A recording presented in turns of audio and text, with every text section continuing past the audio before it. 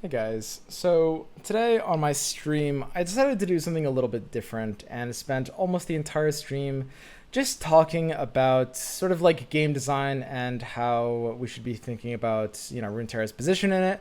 Stuff like, why or, what exactly are the problems with this meta? What exactly are the problems with some of the things people complain about, like elusives and Heimer, and what kind of like, most importantly, what the best solutions to these kinds of things are. It ended up being like incredibly long. I covered a ton of topics in these 5 hours in regards to game design. I can't help it. If you've watched this channel for a while, you know that this happens every once in a while. Because game design is a really big passion of mine. But I think that, a lot of people were actually, a surprising amount of people on my Twitch stream were very interested in the discussion. And I think you guys will be too, because there's really a lot to break down here.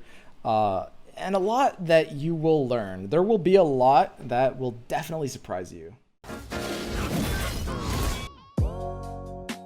I do want to talk about meta goals, where the perception of the meta is at, and where the player perception is right and where the player perception is wrong. I think it's actually kind of like really important as a community to be kind of like versed on these issues so that we can actually be giving pretty like functional feedback, because the developers are interested in feedback.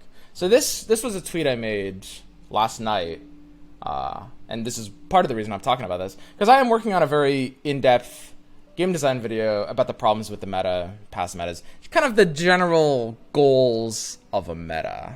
A lot of people responded basically saying what they think are specific problems, what people perceive to be as problems. Will be very interesting kind of like going through this and seeing like what we agree with and what we disagree with. The most important thing before we get into this, we need to understand consequences of feedback from a developer perspective. So there's one, I like Mark Rosewater. I like his talks. I like his recommendations, his articles. He's a pretty smart guy. He gets a lot of things. There's one quote that he said in the one GDC that everyone links on every Reddit thread ever, which is, your players are good at identifying problems but horrendous at solving them.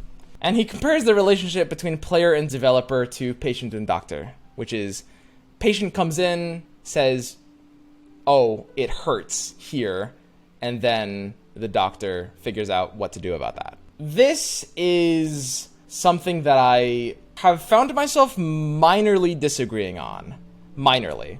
I think it's great, but there's a big asterisk here. I would say players are good at sensing problems, but I don't think they're good at identifying problems. There's a big difference between those two things. Let's use the doctor analogy. Someone comes in complaining about shoulder pain and it's really their collarbone, right? And that's something that you need to be able to understand as a doctor, that it's not always, like, the thing is, the problem and the solution are so irrevocably linked as concepts that problem solving and problem identifying are almost the same thing. The point of this quote is to never dismiss player perception when they're pointing out flaws. The point of this quote is that players are never wrong when it comes down to a problem. When the players are unhappy about something, that means that something has to change. We can't just say, oh, the players are idiots. We can when they're recommending solutions. That's fine, because often some of the solutions might make no sense. But we can never look at complaints and dismiss the concept. Let's, now that we've kind of mentioned that, talk about like what people seem to think are kind of like the biggest issues here. I'm just gonna literally take it from the top, not necessarily in order of prevalence. Atrocity will always rise as an issue with every new patch. The card needs to be reworked to do damage to units only. SI identity is not about damage to face, but instead control. They have a multitude of cards that deal damage to face under the condition of death triggers. That's an interesting one. I do think that Atrocity is actually a card that did surprise me. Like with basically every player coming from card games, the high expensive spells like Vengeance, Atrocity, Grasp, that kind of stuff seems like really non-competitive. But when you look at the flow and pace of Runeterra, these all seem better than they should. I don't think I would say Atrocity is a major problem, really. I think that it has been able to attach itself to a couple of things in the past. Most notably, like when Ladros was an 8-mana card, it it hit a few combos there. It kind of is only ever going to be good if it's attaching to something that's already somewhat unfair. I think Atrocity is actually pretty well positioned right now. What I will say is that I think one of the biggest flaws with the game right now is that it is extremely rare for blockable combat to dictate the finish of a game. And I think that is not a good thing to the degree that we have it right now. And I think that Atrocity is a minor culprit in this area. I think that the idea of blockability being so devalued right now in every way. I mean, you can say elusives. In the past we've had fearsomes, a lot of like these sort of like spell-based finishers to some degrees, you know, the heavy burn decks. In some metas, a couple of Atrocity stuff. At the end of the day, what the flaw of this all will amount to is that there will be a lot of cards in the game that functionally will never work because their objective is to try to win the game by engaging in blockable combat. Ezreal too. Ezreal's a big one. Very good point. Yeah, I forgot about Ezreal. We've had big Ezreal metas in the past. There's so many cards in the game that just don't make sense because like the idea of like, oh, I'm gonna play a thing and then I'm gonna attack you and then I'm gonna hope I have lethal, just can't really work out, right?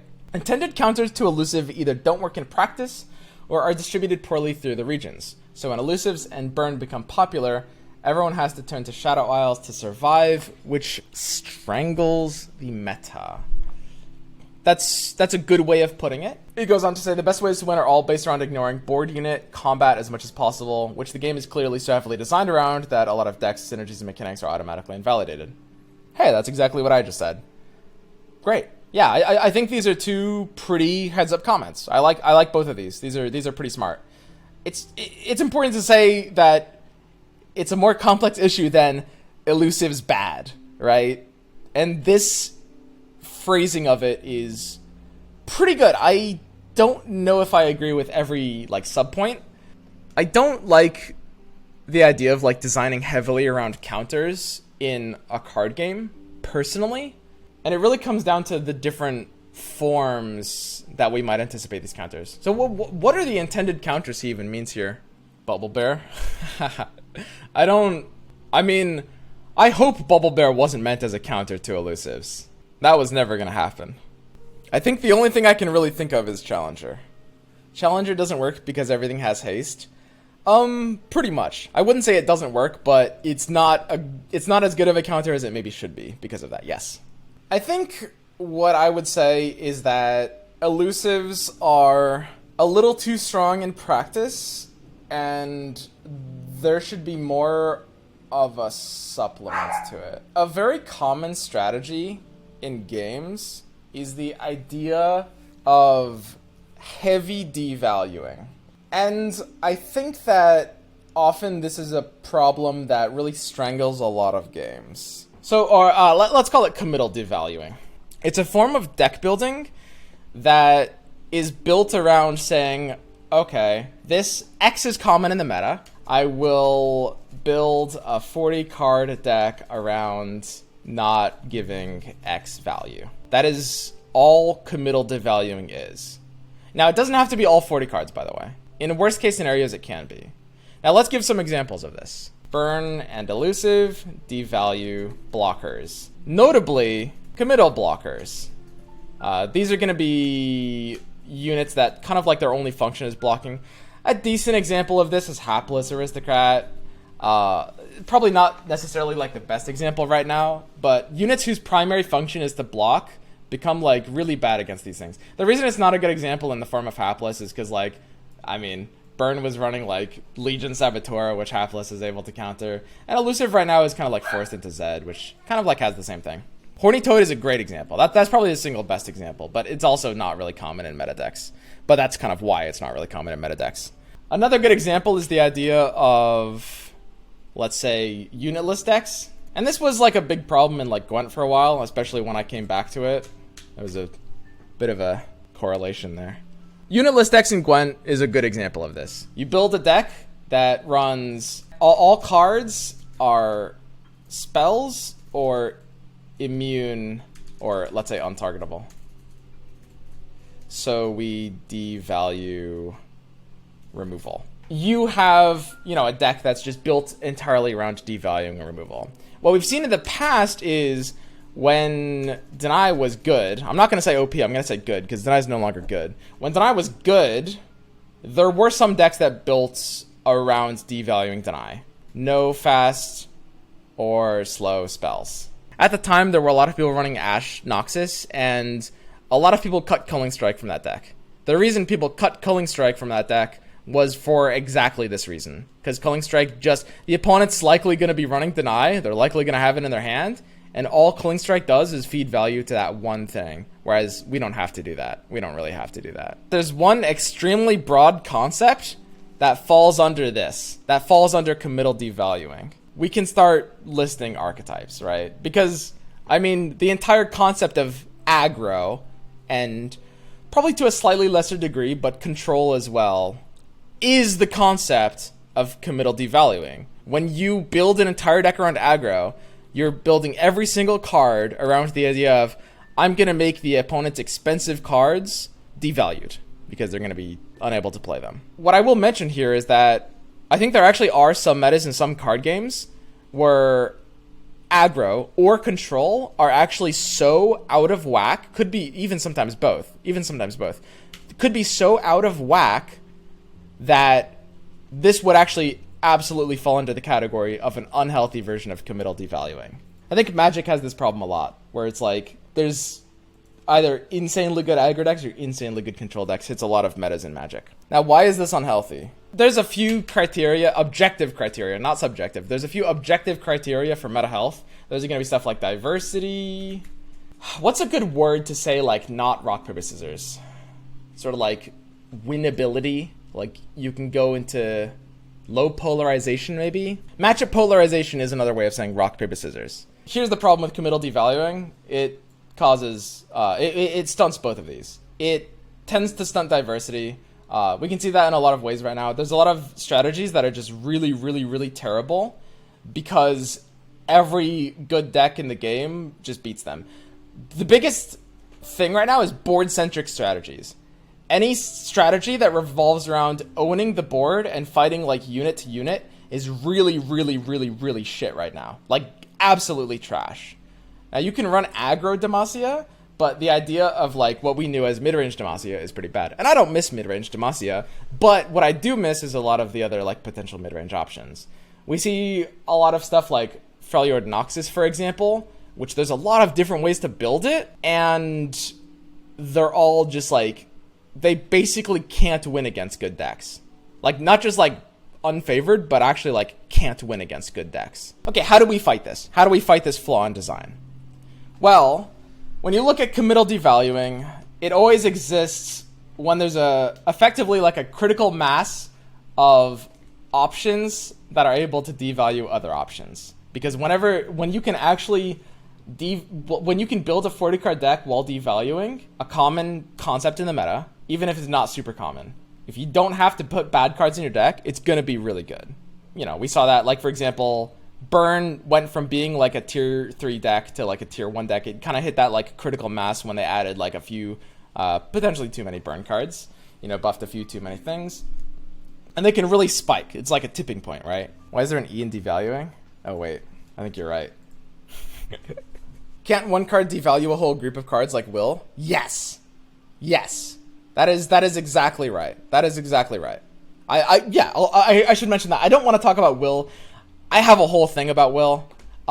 Sure, let's talk about Will. Yeah, why the hell not? Let's talk about Will. Yeah, Will. So I think Will sort of exists in a category in its own, because a 4-mana Vengeance is like pretty ridiculous.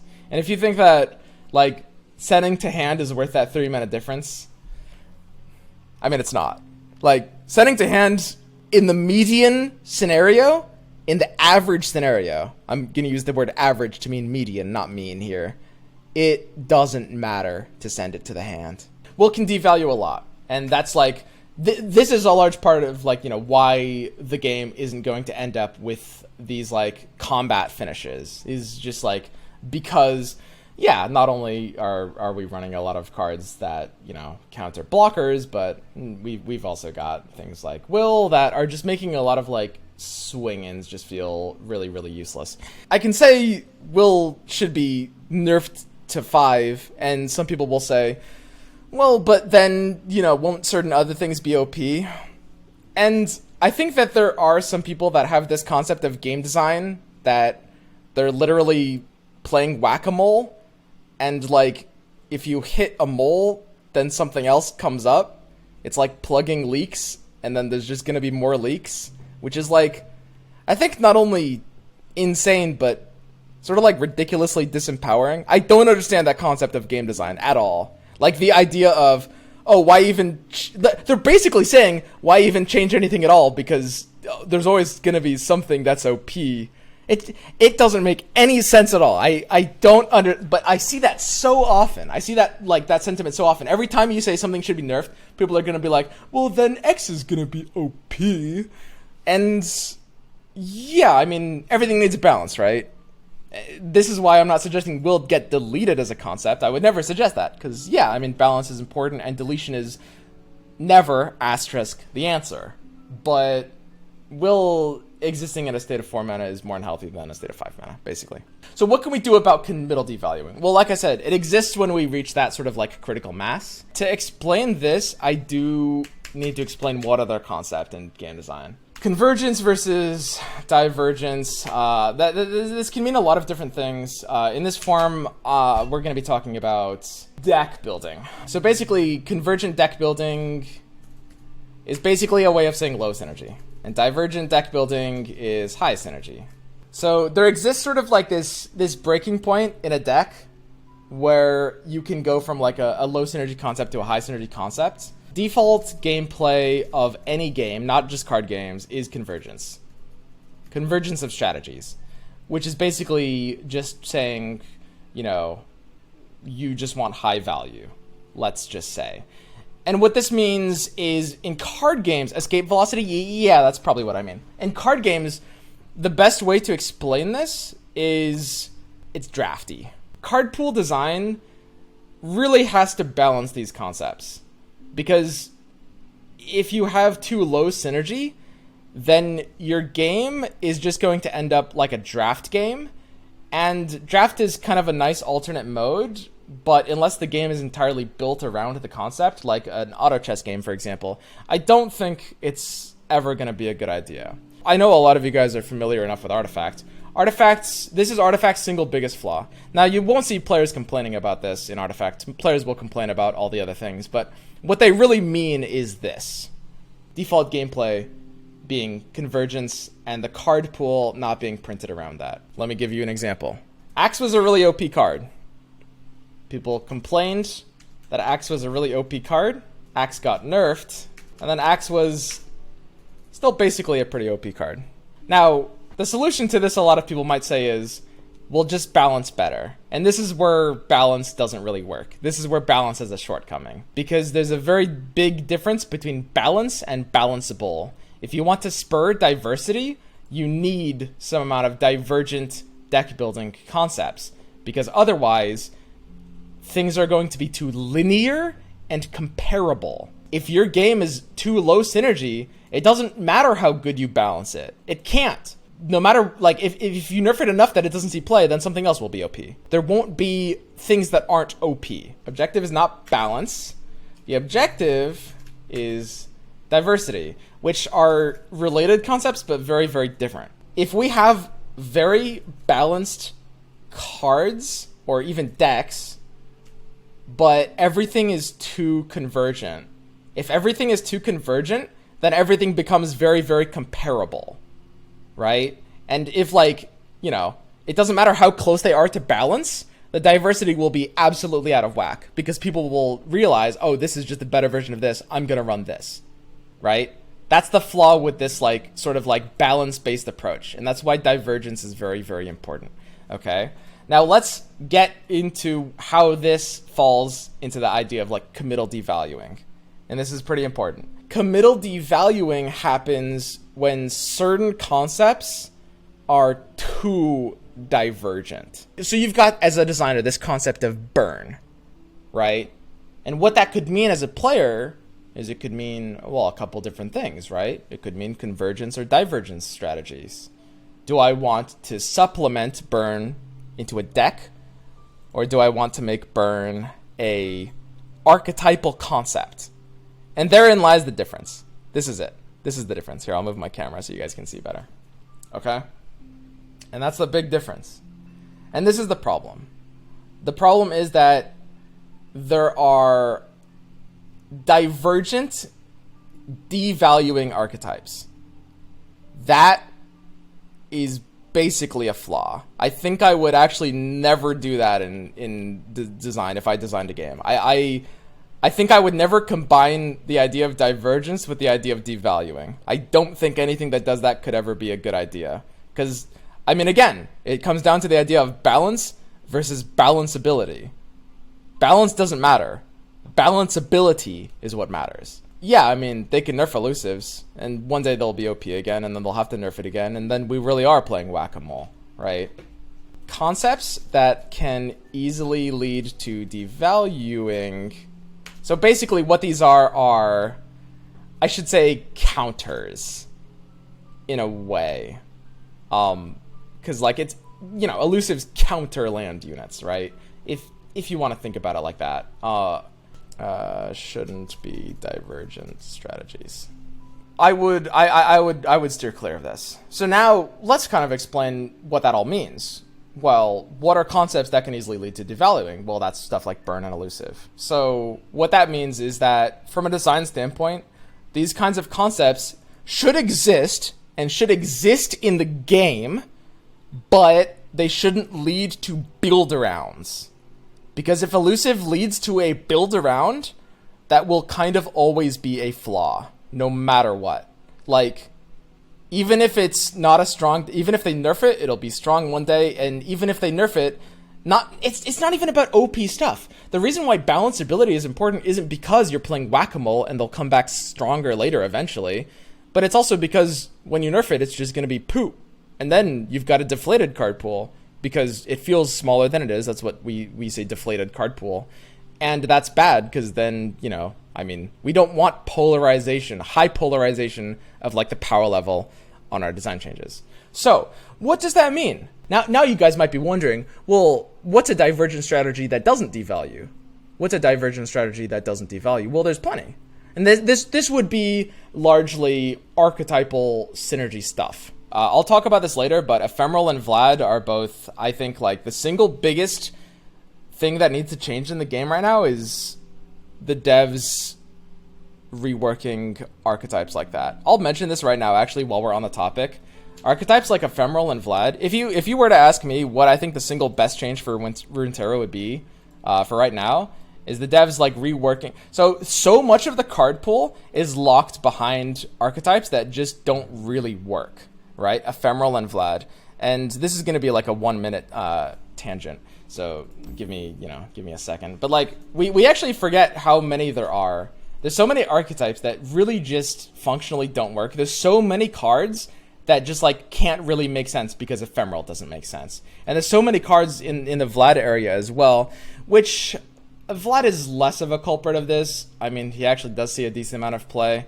You know, maybe Vlad's not the best second example of this, but I think that in these two cases, that the archetypes are too confused and need more than a balance tweak. And I think that I do like the dev team on Runeterra. They're actually really smart. I mean, I don't know how this last patch happened, don't get me wrong, but the devs are smart. I've talked with them. Like, they're, you know, they get it. They really do. But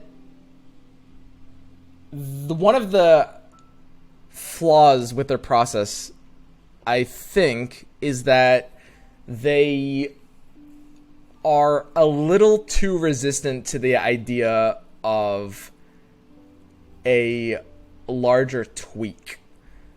They're very balance oriented, and in some cases call for balance, and some cases call for tweaks.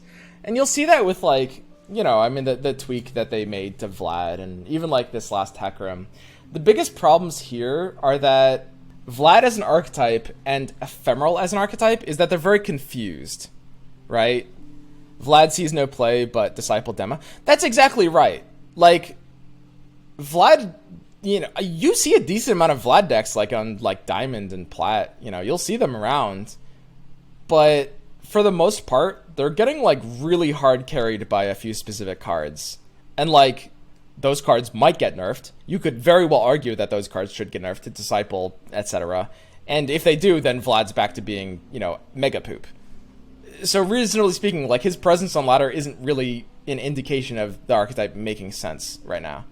But yeah, I think Ephemeral and the self-damage archetype are just too confused. They don't really know what they're doing. They don't really know what they're trying to be. And I think that's always going to be keeping them out of a good balanced place, right? So, for example, you know, you look at the Ephemeral archetype. The Ephemeral keyword is interesting. It only lasts a specific round. It's pretty cool. Because what that means is it's a keyword that actually offers sort of almost hidden duality, which is that if you're playing it on offense versus defense, it is a fundamentally different concept. That's really cool. I loved that when I saw it. I'm like, wow, you know, in a normal card game, this is a boring concept, but in Runeterra, because of the attack and defense turn, this concept really fits this game. Unfortunately, the way the archetype is built is sort of like very goalless. Almost all of their power cards want you to play it like a very fast deck. Or sorry, not I shouldn't say power cards. Most of the core of the archetype wants you to play it like a fast deck, but literally all of their actual high power cards are like per turn engines. We see that in Soul Shepherd. We see that in even a Higher and Harbinger is like, I mean, this isn't a good card, but it's a per turn engine. Hecarim, we see it in potentially Maokai. Maokai would actually make a lot of sense in Ephemeral if it wasn't kind of like too slow. And we also see it in Deathmark, which isn't an engine, but is a really, really slow card. So Ephemeral is an archetype that kind of exists without a speed. And it is not just a process of it being kind of like too weak, because this is what I see as, and I mentioned before, almost an unbalanceable concept in its current form. I don't think the problem with Ephemerals is really balanced so much. So what does that mean they should do? I'm not sure. I'd have to think about it a lot. I mean, it wouldn't be necessarily an easy fix. You wouldn't have to do anything as extreme as like a keyword rework. The keyword is fine. You would probably have to rework probably at least 2 cards, maybe not that many, maybe only like 2 or 3 to kind of like make everything tie together and make things make sense.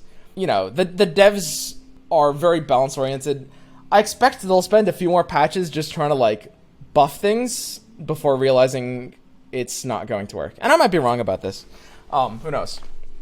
But that's like sort of a bit of a hunch. And I definitely think that with things like Vlad and Ephemeral, these big archetypes are the biggest reason why the card pool feels so deflated. Deflation of card pool is one of the biggest shortcomings of design, potentially, which is just like the game feels stagnant and boring because the cards, we have like, how many cards do we have? I don't even know, 400, 500, but it might feel like we have 150 because most of them kind of suck. And when you look at these like high package, high synergy concepts that lead to a bunch of more cards in the pool because, you know, we'll see a lot more cards. B, divergent deck building, right? Because they are high synergy concepts that will demand a build around. And C, most importantly, and this is something that these archetypes actually do well, C, most importantly, non-linear deck building. One major shortcoming about divergent deck building is that oftentimes decks can just build themselves. That's not necessarily good. We kind of see that with Heimer. Heimer is a pretty divergent concept right now. It's like the entire deck is kind of built around that pretty singularly, and that is a deck that sort of builds itself. Like there's very few things you can really do with Heimer, right? Like very, very few things. But when you look at like Vlad and Hecarim, for all their shortcomings that I'm pointing out, or Ephemeral, I shouldn't even say Hecarim, because maybe Ephemeral doesn't even want to run a Hecarim, right? For all their shortcomings, you can tell that there's so many potential different ways to build this concept. And that is a good thing. I do want to clarify one last thing while we're on the topic, which is that the problem isn't that these are like jack of all trades, master of none archetypes. That's not it. It's not that it's decent at fast and it's decent at slow, but it's kind of not great at both. It's that it is fundamentally split and confused. Like the keyword doesn't make sense with the cards that are built around it.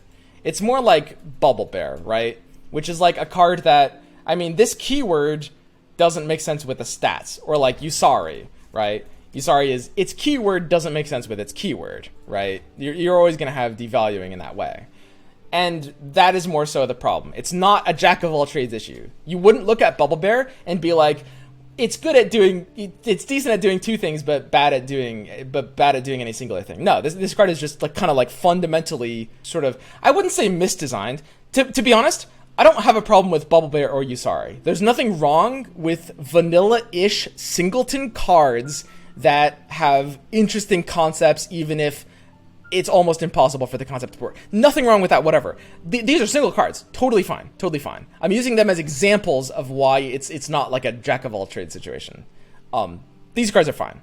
They're, you know, you can look at them and you can be like, oh, that's interesting. And, you know, in the future, they might have potential, right? Maybe there will be a card that swaps attack for health. In fact, there probably will be. Every card game has something like that. And then suddenly we can do some cute shit, right? Who knows?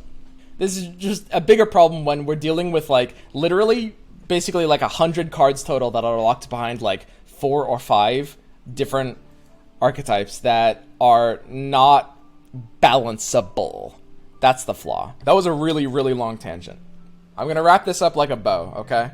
So here it is. The solution, these concepts that have the ability to committally devalue things need to be more convergent and less divergent in the exact opposite problem that Artifact had, right? So what that's going to mean is that certain changes should be addressed to make these strategies less all in, right? There's a few different ways of doing that. To be honest, I'll talk about Reach a bit later. I don't mind the idea of putting Reach in the game. I don't think I mind that. I don't know if it would do very much. Reach is a keyword in Magic that gives the ability to block elusive without actually being elusive. There's a lot of people that think it would solve everything, and it would definitely not solve everything. The easy solution would be to tweak elusives in a way that makes them less divergent. What does that mean? What that means is lowering the elusive keyword. So let's go ahead and make a bit of a point here. What do you guys think? If the elusive deck should be nerfed, what do you guys think should happen to it? Which is there a specific card, or what are you thinking? I'll we'll play kind of viewer response here. Right now, I would say that Shadow Assassin is a bigger problem than Green Glade Duo. I wouldn't mind Duo going to one attack. So I'm going to make a point here, which is that after everything I've just kind of explained, the best process of solution is to lower divergence. So for example, the most common suggestion with Shadow Assassin is to make it 1 health. I don't like that solution. It makes it more counterable, but it doesn't solve the fundamental issue at all. The fundamental issue being, if you don't have a counter, you lose, which creates polarizing situations. And polarizing is not good. No, even if it's weak. Polarizing can be balanced. It can be weak, but polarizing is not good. You don't want polarizing, to a degree. Some flips are fine, but to a degree, I mean. My suggested change for this, and I was talking about this with Precipic last night. We both agreed on this, which is that it should have the same thing as Blade Scout. It should only have elusive for 1 turn. Now, what some people have said, and what I've kind of thought about a lot in the past, is maybe the elusive keyword should always be like that. Maybe every elusive card should just have elusive for 1 turn. Honestly, there's stuff to explore there. That would be a larger change, and a lot would have to be like rebalanced around that. I think that could be fine. Mogwai disagrees with you about Divergence. He says there isn't enough synergy and too much good shit, you just jam it to decks. I don't disagree with that at all. That's what I'm saying. That's everything I'm saying. Let's go ahead and explore that. We take a card that has like a high, this is kind of like one of the stronger cards. It's kind of one of the more like auto-included ones. And for the most part, it is a card that never really does anything particularly interesting. The biggest thing is, like, if you make this card elusive for one turn, it would make it much more of an elusive blocker than an elusive attacker, right? There's sort of this interesting, like, balance between those two concepts. Whereas we don't really have cards that are big, like, elusive blockers right now. And as long as you reduce, like, a little bit of elusive, the problem, at least temporarily, should clear up in a pretty major way. So that's the kind of logic I mean. Like, when I'm making this whole point about, like, divergence and convergence, my point is that, okay, people are like, this is the logical path people take. They say, okay, point A, elusive should be nerfed.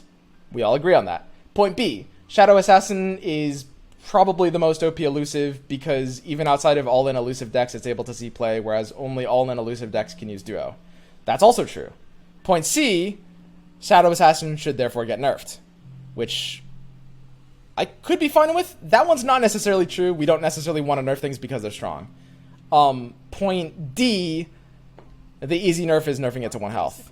And this one is the real trap mentality. This one doesn't really solve the issues. Like, not really. It makes it a bit more counterable, but you're still in that same sort of go fish scenario. It doesn't fundamentally address anything about elusives. That's kind of my point. We went on a long path talking about not only, so it's important to identify, it's not only elusive that's an issue, it's the idea of, committal devaluing, which can be in a lot of different ways. And the reason why committal devaluing is an issue is because some things should be more convergent when they're too divergent, and some things should be more divergent when they're too convergent. I do want to say, divergence, and to finalize this point, divergence and synergy aren't necessarily the same thing. Divergence is a mechanical and logical process, and it refers to, like, fundamental synergy concepts. Now, let's go ahead and sort of drive that point home by explaining what we would call high synergy. Okay. The real answer is that it depends on whether we're talking about, like, the deck build or the play pattern, right? Let's go ahead and look at, like, the actual meta and where we actually have it, right? We call this a low synergy meta. Most people agree on that. That's something Steve Rubin tweeted out. I looked at that. I agreed with that. That's what you guys are saying, Mogwai's saying. We look at the decks in the meta right now, right? And what we see is high divergence in deck building concepts. What these are, the high tiered decks, are all actually sort of like extremely divergent deck building concepts, extremely specific strategies. Heimer Vi is a very high synergy concept, right? Ezreal TF is a very high synergy concept. This one might be tier 2. Kinko Elusives is a very high synergy concept. More so even than arguably both of these. Because not only is Kinko Elusives having to, in the deck build, just juggle the idea of devaluing blockers, but you're also doing, like, allegiance odds, which you could call synergy. And this, my friends, is the difference. This is why divergence is not necessarily a good thing. And I'll give you guys my least favorite example, allegiance. I kind of hate the allegiance keyword. You guys, you young whippersnappers that haven't played this game for more than 2 months might not know this. Allegiance has ruined, like, almost every meta in the game so far.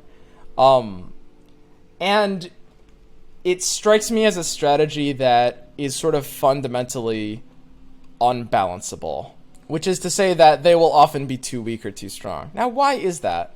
Well, let's go ahead and actually break down what is happening here. Because convergent and divergent, these are words, and all they do is describe certain things. A deck can be deck built in a divergent way, but then it can play in a convergent way, or the opposite, right? Like, you can't say it's a high convergence or a high divergence meta. Those statements don't make sense. So we can say it, in synergy and divergence are basically the same thing. They sort of have different connotations. We can say that it's a high synergy meta or a low synergy meta, and I think it's a little too meaningless because it depends on how we're defining things. So we get to the allegiance problem. Allegiance and why I hate it. So what does Allegiance cause? Allegiance causes divergent deck building, convergent play patterns. Okay? Deck building, Allegiance gives you a deck building puzzle. The deck building puzzle is to build a deck that is usually going to be fundamentally vanilla, because it's a restriction, and restrictions usually breed vanilla options being the best, because doubling up on restrictions is no good. You're going to have a hard time getting to 40 cards if you're doubling up on your restrictions.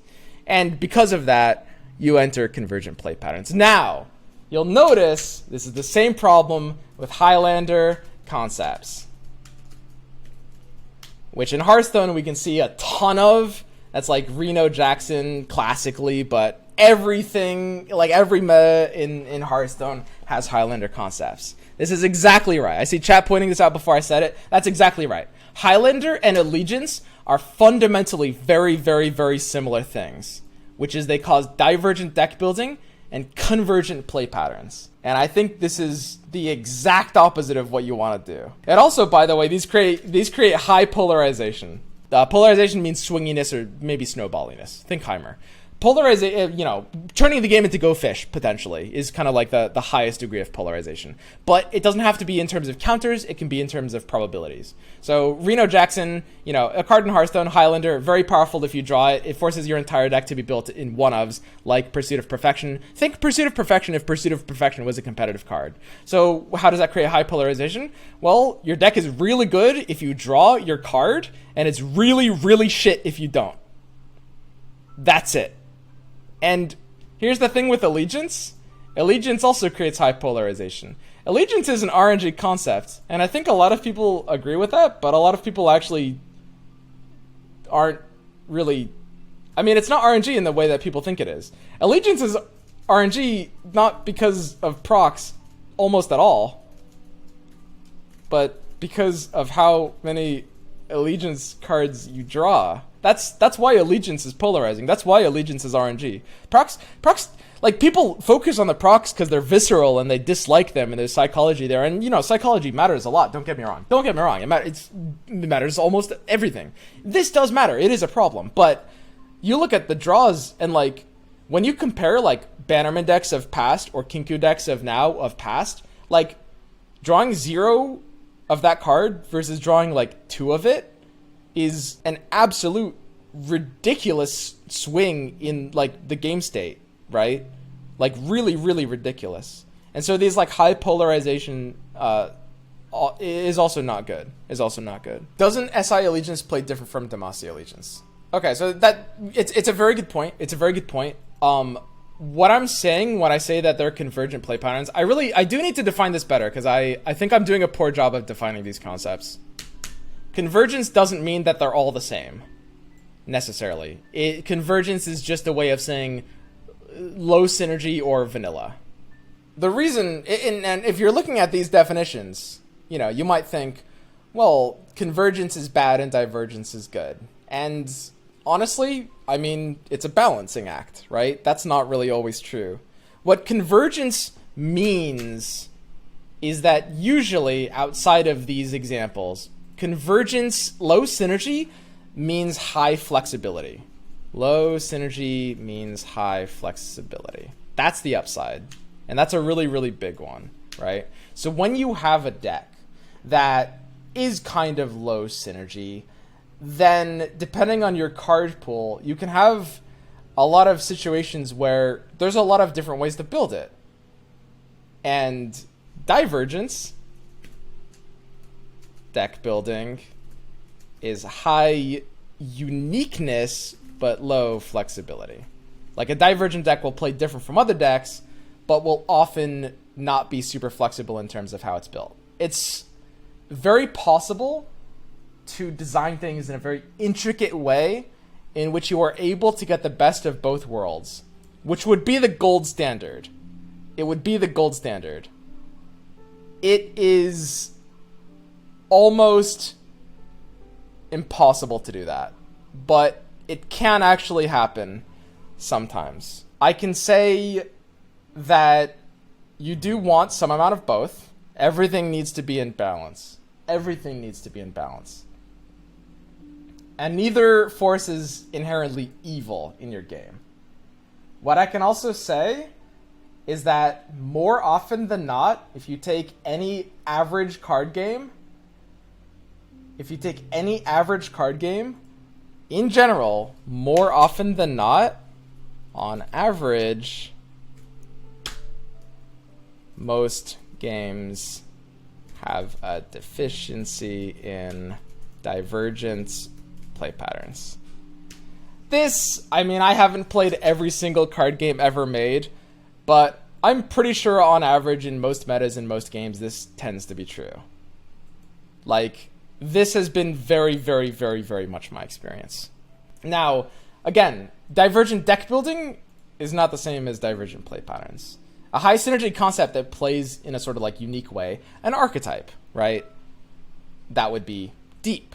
That would be ephemeral. That would be, you know, Vlad, let's say. A big package that has a lot of cards that were specifically designed to be played around is, you know, really kind of how you get those divergent play patterns. Whereas things like Allegiance, they give divergence in the wrong way. They give divergent deck building, but in ways that just ends up like really, really linear and really boring and just causes a lot of problems for your game, right? So, how do we fix this? Well, like I said, this brings me back to what I was saying about the single best thing for the game might be reworking a couple cards in like the Vlad and ephemeral archetypes. That might be the single best thing for the game. I personally really, really don't like the design of deep as a deck. Like, when you're playing a deep deck, every step of the way when you're building it, you are reminded that you are disincentivized from synergy. You're reminded that most sea monsters are things that you don't want in your deck, and deep ends up being a Shadow Isles plus X deck. Karina, Braum, etc. And this is a problem. Why is this a problem? Well, I mean, there's a lot of cards in deep that, you know, you want to be able to run that are really unique. And you might say, well, Swim, you know, you look at a deep deck. This is not a deep deck. This is the mill deck, but, you know, we'll look at it anyway. You look at a deep deck and you're like, well, Swim, how is this convergent? You're running a lot of high synergy cards. And the answer is, no, you aren't. Like, the thing is, Toss is like the most... this isn't really... it's high synergy in the same way that Allegiance is high synergy, right? It's like... the idea of tossing into like a Nautilus finisher, like Dread Dredgers ends up being just a vanilla card when you play it in the deck, you know. Same with Wanderer, you know, it's a lifesteal, but it's not really like playing for its own style. There's this mini game of like playing Maokai at the right time and keeping Maokai alive. And then there's a couple of things at the end. Devourer, I love the card's design, it's really sweet, and you're gonna run a couple of Nautiluses, and that's it. It's like Maokai, Devourer, Nautilus. Any more sea monsters and you're just making your deck worse. Lure of the Depths, you're just making your deck worse. It's just like, it's kind of crazy. I think that doesn't have to be that way. Abyssal, okay, sure. You can add Abyssal, fine. We forgot Abyssal. There's a fourth card. But the point stands is that it ends up being a high synergy concept that ends up just kind of like using most of the vanilla tools and play patterns, and just like punishes you for running synergy. Like, you can't really go into treasures. You can't really go into lure. Like, you can run one shipwreck quarters. There's some variants that run two, but like most games never really come down to the treasure. Don't get me wrong. It's not necessarily a bad, like, okay, everything in balance, right? Everything in balance. Okay? There's this great quote. The dose makes the poison.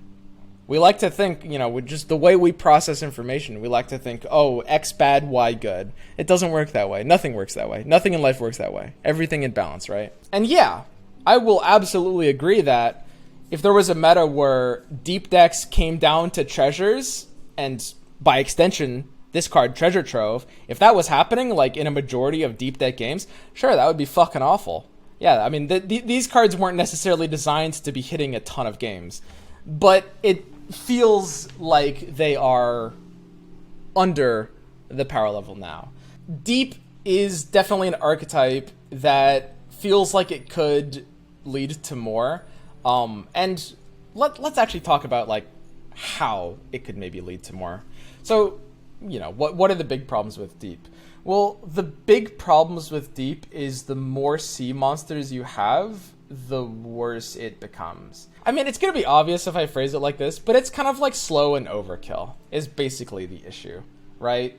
Like, the only thing that matters is getting to Deep fast, and once you're in Deep, you only really need like 1 or 2 big boys. Most of the cards ends up being kind of just slow and baity. Like Terror, I looked at Terror of the Tides when it came out. I thought this card was pretty good. I thought it was pretty good. And I misevaluated this, Like, some people were cutting it early on. I know Gummy and BBG both didn't like this card early on. And they were right about that. Terror of the Tides is just like, kind of, sort of ridiculously greedy. And, as mentioned, unlike something like Atrocity, you have to go to combat to try to close out the game, right? Nothing wrong with Deep, it's a meta deck. But that's not our criteria. We're not trying to make it see play. We're not trying to make it balanced, right? We're trying to make it unique. We're trying to make it create interesting play patterns.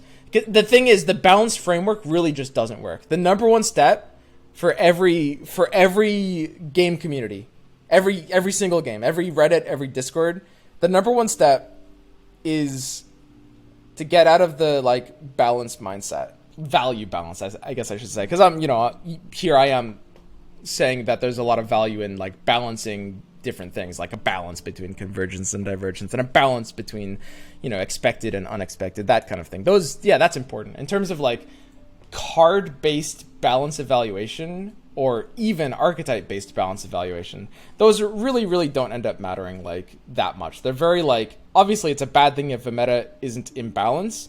But, and I'm gonna say this is like the most important thing. Almost no balance issues are actually caused by balance. We as game players, we see every problem as balance. And some problems are balanced, but most problems aren't.